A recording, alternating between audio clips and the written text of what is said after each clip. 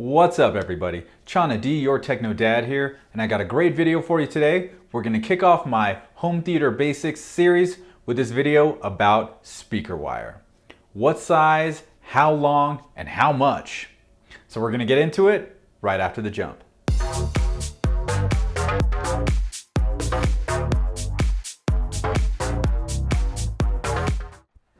And I'm back. All right. So to start off this series, I decided to take a topic that has been highly discussed online, and people have argued about this topic for years. So first things first, why do we need speaker cable? We need speaker cable to simply connect our speakers to our amplifier or AV receiver. Now, you're like, doesn't this come with this stuff? No, it doesn't. Your speaker doesn't come with it. Your AV receiver or amplifier do not come with speaker wire either. There are so many different types of gauges, lengths, brands, connectors, all that kind of stuff that really there's no reason for them to give it to you unless you get like a home theater in a box, and then you're okay, because they usually give you a little bit, and from what I hear, it's usually enough for your basic setup. We're talking about recommended lengths and gauges. So let's start off with the gauge of the speaker cable. Now, what does gauge mean? Gauge is simply the thickness of the speaker cable. And they all have numbers. And the numbers actually go from higher number, which means a thinner cable, to a lower number, which is a thicker cable. Here's a little graphic I found online. It's shown to scale, but not actual size. The speaker cable's not that thick. But it gives you an idea from 18 gauge to 12 gauge and everything in between on the difference in sizing. So when you're shopping around for speaker wire, you'll see AWG right by the number of what size gauge it is. And AWG has set these numbers as a standard, so you know it's always going to be 12 gauge, is always going to be that thick, 14 gauge, always going to be so thick. So you'll see those numbers and letters when you're shopping for speaker wire. So why do different thicknesses and different gauge size matter in your home theater? Basically, your amplifier or AV receiver and your speaker cable complete an electrical circuit.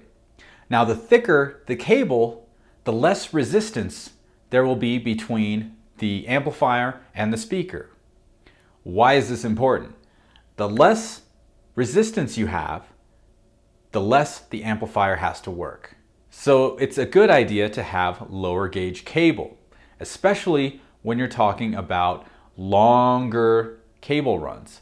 50 feet is kind of like the cutoff. So if you have to install Atmos speakers or something like that, or surround speakers where it's like 75 or 100 feet away, you're definitely going to want to get 12 or 14 gauge cable. The thicker the cable, the better for long runs. The thicker the cable, the better for high power. Let's say you have a 400 watt amplifier going into your speakers. You're going to want the least resistance possible for that signal to get from your amplifier to your speaker. Also, if you have speakers that are lower impedance, meaning 4 ohms, 6 ohms, 2 ohms, you're going to want to get thicker cable to get the least resistance possible from that amplifier over to your speakers. That's why you would want to get a 12 or 14 gauge cable.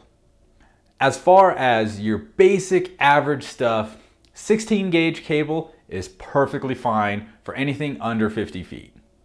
And especially if you're going into a speaker that's relatively efficient, like something that has an 8 ohm impedance rating.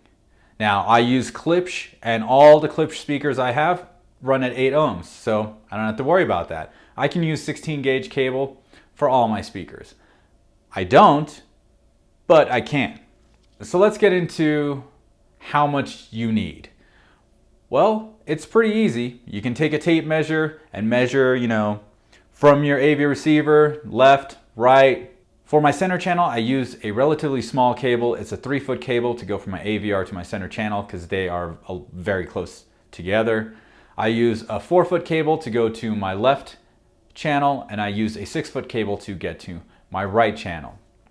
That's usually something that works out well, especially if your center channel's in your cabinet. But you know, if there's height issues, then definitely you're gonna want something longer. You can use string. I've heard people use string. You can get any kind of like, you know, kitchen string or whatever, tie it to a binding post on the back of your AVR. And if you're buying a spool, you know, just measure out the length of string, leave a little slack, and then maybe add 5 to 10 feet extra for any kind of, you know, human error. You know, you cut it a little too short, that's kind of a problem. But if you cut something a little longer, not a big deal. So you definitely want to give yourself a little extra cable. So now let's talk about how to connect this wire to either your AV receiver or amp or your speakers. You could go the bare wire route, and back in the day, that's what I always used to do. You got to strip the cable, stick it in, and you use it, and that's it. Now the only caveat with that is, after time, the copper in the cable starts to degrade because you've got that connection going, you got that electricity going through, and it starts to get like black and dingy. And I would often, after about 6 or 8 months, go in, check them out, and restrip them and put them back in.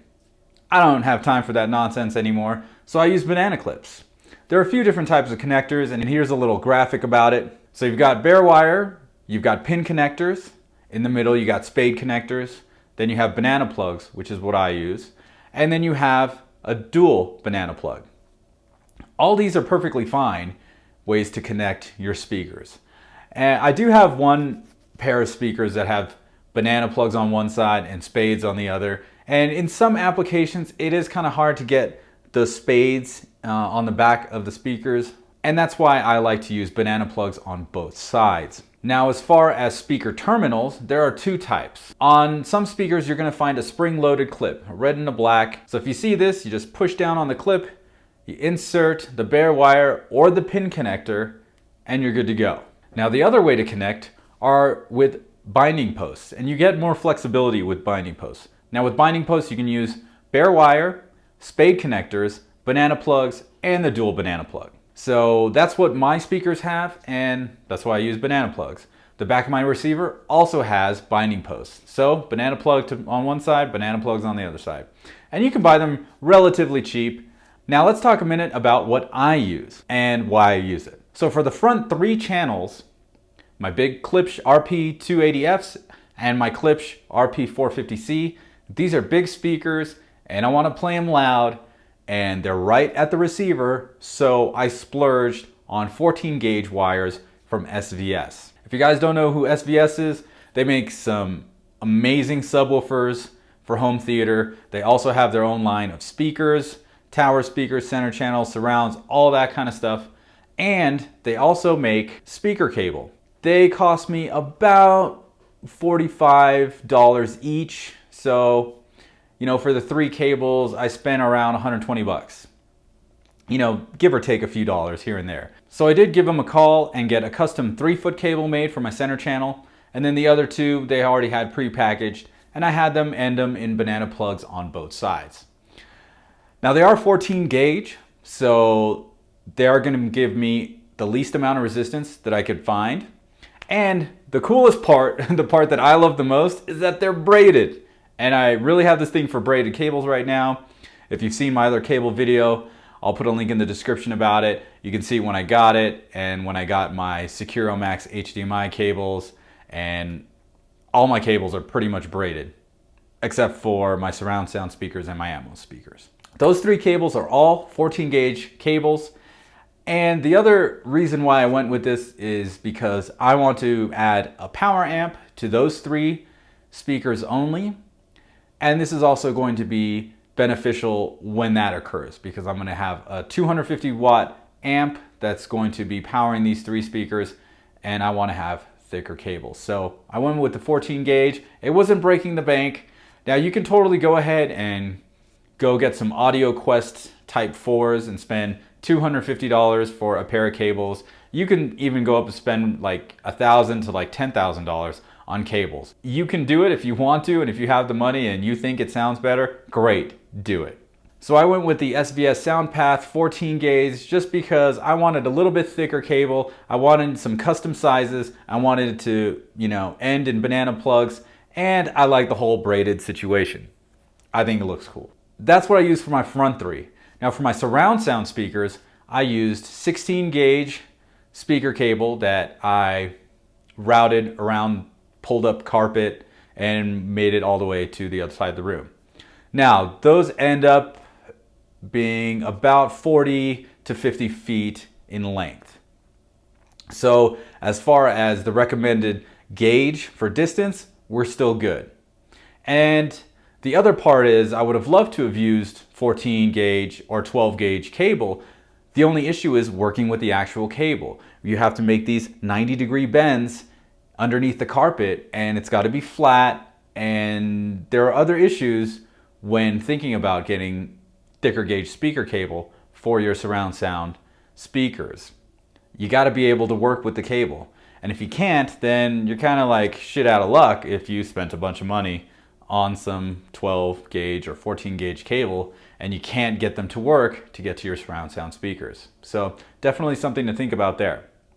As for my Atmos speakers, I went with the smaller gauge because I had to mount those and they had to go up a wall and across a beam, and I really didn't want to shell out too much money. I ended up going with some 18 gauge speakers and they work fine, and that's that. So just to recap, if you are setting up your home theater system, make sure you have the proper gauge for the proper length and the proper application for your speakers and amplifiers. That's really what you got to think about when you're getting speaker cable. If you really want to spend a ton of money on speaker cable, you can, but you really don't need to. I'm going to put some links for SVS, where I got my cables from. You can get great low gauge speaker cable in big spools for a fantastic price over at monoprice.com. So links are going to be in the description. And that's pretty much it for this video.